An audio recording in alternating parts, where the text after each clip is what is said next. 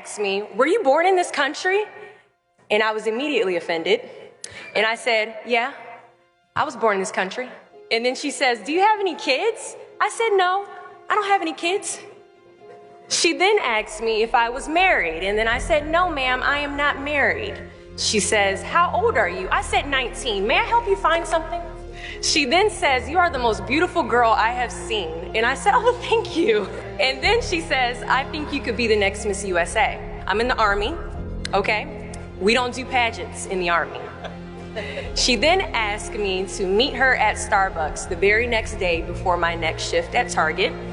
And apparently I was a pretty open-minded 19-year-old because I actually agreed to meet her the very next day. The next day she brought this foot-tall stack of pageant books and proceeds to convince me to enter into a state pageant. So 3 months later, I compete in my first pageant and I lose.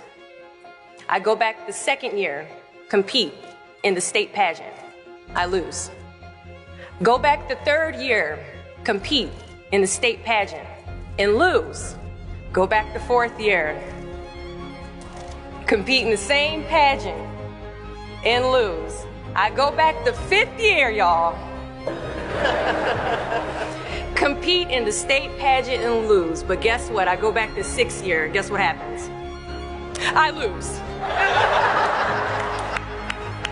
I called her on the phone and said, "You told me I could be the next Miss USA." And she says, "Deshauna, keep working, don't quit, keep going back." And in June of 2015, she passes away from leukemia. 6 months later, in December 2015, I win Miss District of Columbia, USA. And 6 months after that, in June of 2016, I become the first soldier to win Miss USA. At times, our purpose drops in our laps as if the heavens threw it by accident. I ask only one thing of you all today after you leave this building.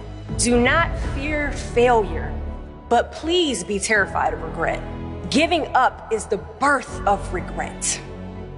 After you walk out this door, you will receive 100 doors shut, slam in your face. You will have 100 moments that will be filled with someone telling you no, or telling you, "Thank you for your application, but we regret to inform you that we've chosen a different candidate for this job." You will sit in 100 different interviews and you will not get the job.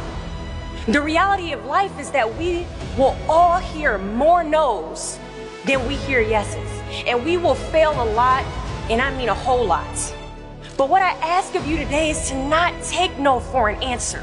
Don't be afraid of no's. Be afraid of the possibility of a yes that you have prematurely destroyed because you decided to quit before the clock strikes 12. I love a good no. Please tell me no. Telling me no is like adding fuel to a fire that is now set ablaze because of your single no.